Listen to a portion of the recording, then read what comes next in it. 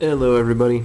I've decided to do a review of my two watches along with the knife reviews I've been doing. I have these are the two best watches I have. I have others, but these are the two best. This one is a Breitling Superocean. This one is an Omega Seamaster. Yes, they are expensive watches. I probably shouldn't own them considering how expensive they are.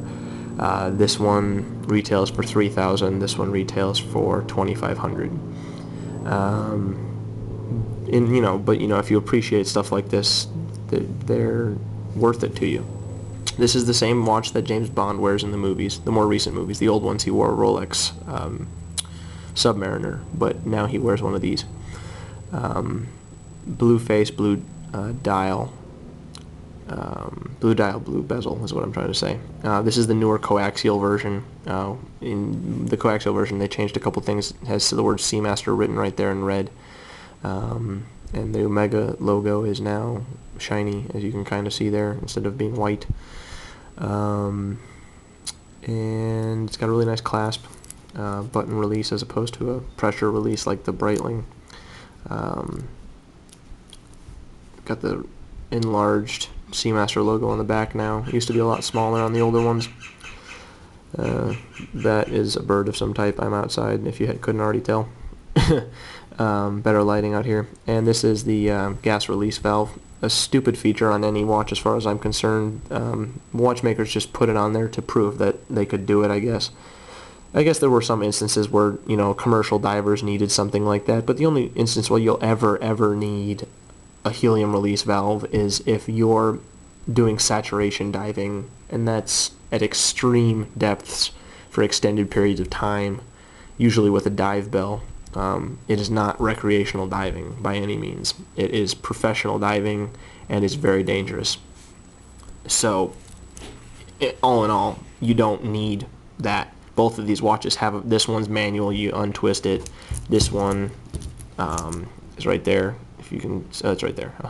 It's automatic, so the pressure would open it. But basically, the idea is when you're at pressure for extended periods of time, helium molecules in the air you're breathing are small enough and under enough pressure to penetrate the crystal of the watch around the edges, and then the helium builds up in there, and then when you decompress, the helium will burst the crystal off the watch if you don't have one of these release valves.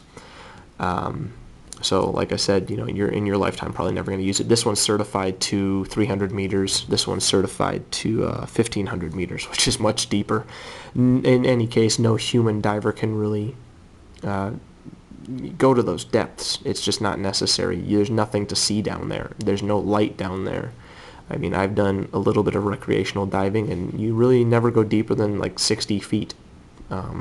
90% of the time. There's nothing else to see down that deep. So you could have a watch that's rated to,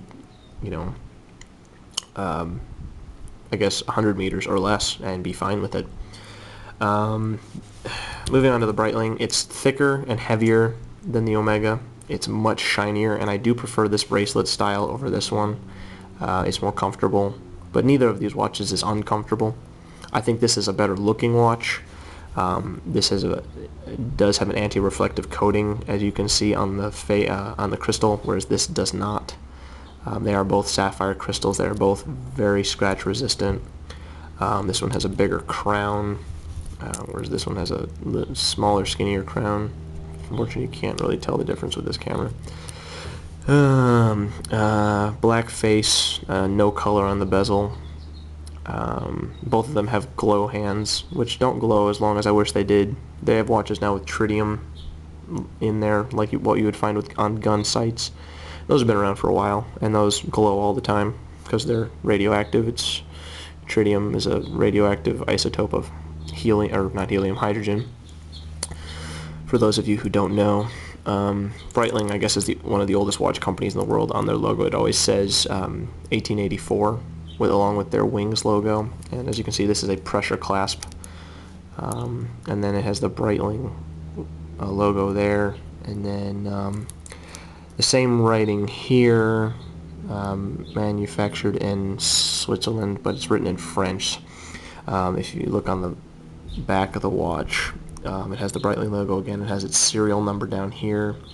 Both of these watch companies go through extreme details to certify every watch and make sure that you can prove it's authentic. They send you papers and cards and boxes, and it's just a whole bunch of junk, really. But some people love having it. This watch, all the writing on the back is not all of it. Most of it's in French. It says chronomètre officiellement certifié. I think that's how you say it.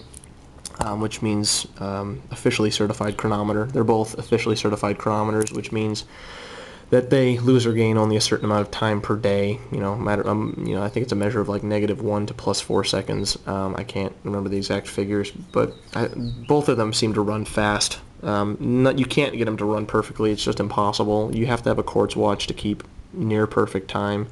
So, in the end, the cheapest quartz watch will keep better time than the most expensive mechanical watch. It's just a fact of life.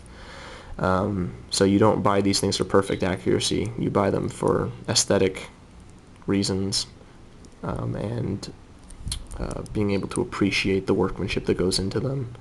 I've watched the video of how these things are made, the Breitlings in particular, and the process is extensive. It's pretty impressive. This one I think is I'm gonna sell this one, so if you're interested, let me know. I haven't decided on a price yet, but we can talk about it if you want to buy it. I just don't need two of them, and I prefer the Omega. Not that I wouldn't be happy with just this one. I definitely would, but I bought the Omega first, and there's a reason for that. So I guess that's all I can say really for these two. They're simple. They're not chronographs. They don't have the stopwatch function. I don't like that. I don't need it. I don't use it. It just makes the watch bigger and heavier and more likely to break, from what I understand. I used to sell watches, and the more complicated movements are the least reliable ones. And the other thing is, I'm trying to be anti-Scottsdale where I live, and places like here in Los Angeles, Beverly Hills specifically, big, gaudy, ridiculously expensive watches are the fashionable thing to have when you're a guy. And the more buttons, the better. But, being sensible, I don't subscribe to that philosophy at all. So, you can get into ridiculous, asinine details about, which watch is better and why, talking about things, having a date indicator versus not having a date indicator, having a coaxial movement versus not, several different things, especially when people are arguing Rolexes, because Rolexes make their own movements. These companies both use movements made by a company called ETA out of Switzerland, and they modify them for their own purposes. But Rolex is one of the few companies that makes all of their stuff in-house. Omega actually just made their first movement in-house, and it's in a watch called the Hour Vision, which is really cool because the whole thing's made of sapphire, and so you can see right through it. But it starts at about $6,000, so it's not cheap. I wish they would put that movement in the Seamaster. I would pay the extra for it. I think it's pretty cool. And I hopefully one day will have a Rolex Submariner. I'm more or less anti-Rolex just because of the hype that goes with them. But when you get one in your hand, you understand why people pay the money for them. They are very nice. The only place they cheap out is the clasp, which they've remedied with the new Submariner, which is hard to find right now. But you can find the older ones in pristine condition used, and they're less expensive, but again, they do hold their value, so they're never cheap. You're looking at about $4,000 for a lightly used piece. And hopefully one day I can get one. Definitely buy used when it comes to Rolexes.